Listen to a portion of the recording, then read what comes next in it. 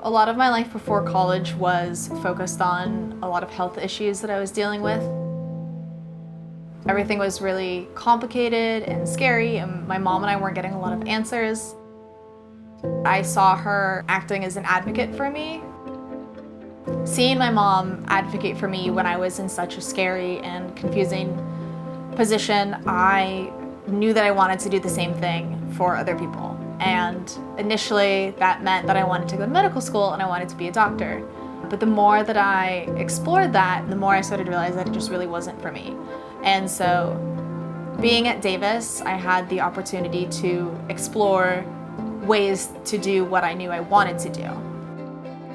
I work in the Marbles lab. It's a lab for autism spectrum disorder studies. I really love working in the lab. I love knowing that I'm really making a change in a lot of people's lives because that's ultimately what I want to do.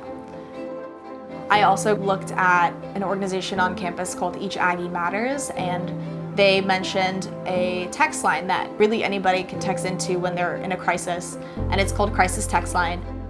So now I work as a crisis counselor for Crisis Text Line, and I do that a couple of times a week because I knew that I wanted to help people, and I knew that I wanted to make an impact in a different way.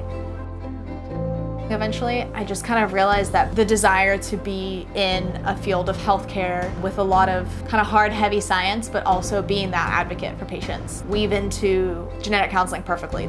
Once I found it, it just clicked, and it fell into place so perfectly.